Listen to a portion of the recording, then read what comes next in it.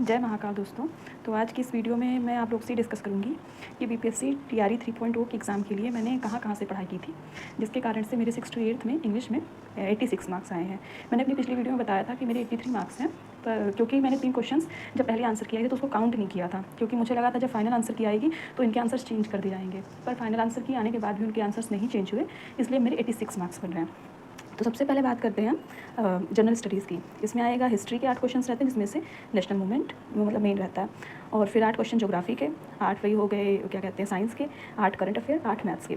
तो history, geography और science के लिए मैंने 6 to 8th की एनसीईआरटीज़ और 6 to 8th की एससीईआरटीज़ पढ़ी थी।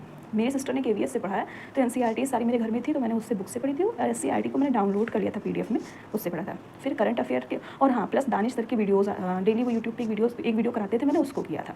फिर करंट अफेयर के लिए मैंने दानिश सर की लास्ट में जो 2-4 वीडियोज़ कराए थे उस पर यूट्यूब पर वही किए थे। और मैथ्स में मैंने यूपीएससी की प्रिपरेशंस की थी, तो उसके मैंने पुराने नोट्स रखे हुए, तो मैंने जो पढ़ा था मेरी प्रीवियस नॉलेज थी उसके अकॉर्डिंग मैंने कर लिया था।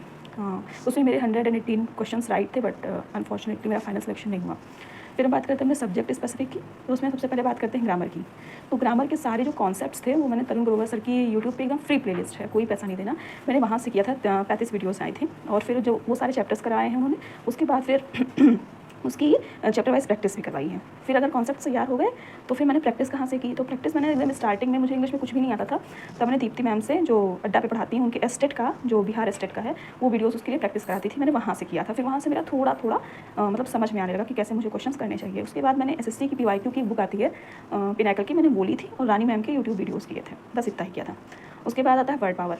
वर्ड पावर बहुत ज़्यादा इंपॉर्टेंट है, क्योंकि इससे 5 से 10 क्वेश्चन हर एग्जाम में बनते हैं। तो उसके लिए मैंने phrasal verbs, idiom, synonym, antonyms, ये मैंने सारे किए थे, जितने भी एसएससी के पीवाईक्यू थे और टीचिंग एग्जाम्स के पीवाईक्यू पूरे किए थे। और प्लस ये बुक मोस्ट इंपॉर्टेंट है, नॉर्मल लुईस की वर्ड पावर मेड इजी।